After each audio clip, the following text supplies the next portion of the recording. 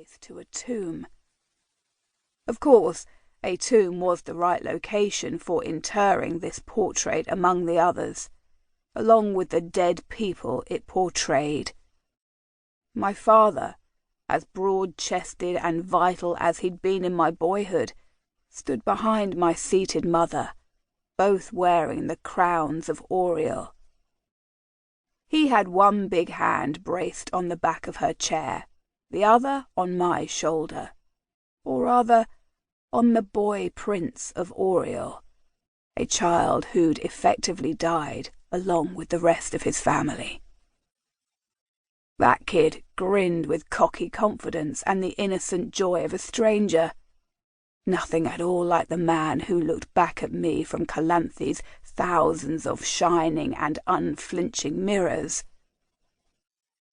I'd visited the painting enough times now that I could make myself look at my mother's face, her light brown eyes holding laughter and warmth.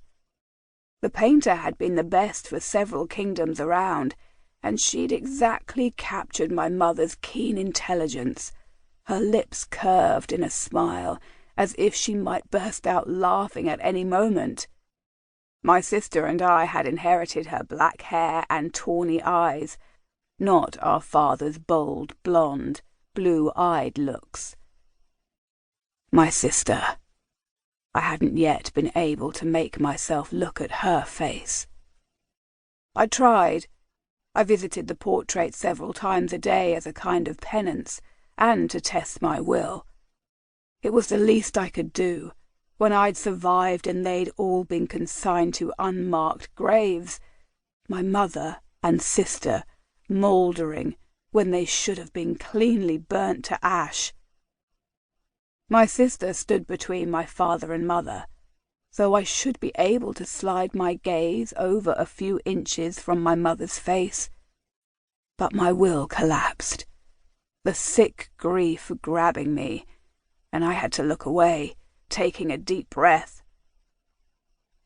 "There's no bringing back the dead," Ambrose said philosophically, though with a note of compassion in his voice.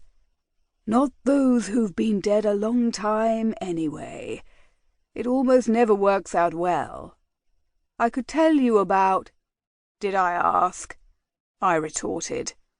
"I just thought I should mention," he replied reproachfully, more of his usual bite to it, "since you seem to have such a high opinion of my wizardry, in case your brooding and obsessive study of this painting led your thoughts in that direction."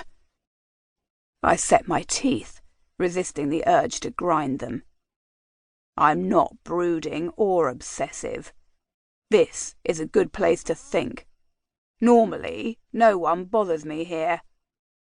If I had to kick my heels in this oppressively cheerful paradise, growing softer with each wasted moment, I could at least contemplate next steps, anticipate Anura's strategy to take his own revenge on Calanthe and her queen. It's not like I have anything else to do." "You could attend court as consort to her highness," Ambrose pointed out blandly, and I suppressed a growl of frustration. At least my throat hurt less, since healer Gineth had been treating me. One positive of having time on my hands. My voice still sounded like a choked dog most of the time, however. "Court!" I snarled the word. "I don't get how Lia can waste time on diplomacy and posturing when she promised to discuss defense." "She does have a realm to govern." "She won't if Anura arrives to destroy it while she drags her feet. The woman is uncommonly stubborn." "A perfect match for you." Ambrose narrowed his eyes at my clenched fists. "Isn't she gathering intelligence from her spies?" I didn't answer that. That's what we waited on, theoretically. But I knew there were things Lia was avoiding telling me. I also suspected that she hoped it would all just go away. Both of us knew that Calanthe couldn't withstand a full-out,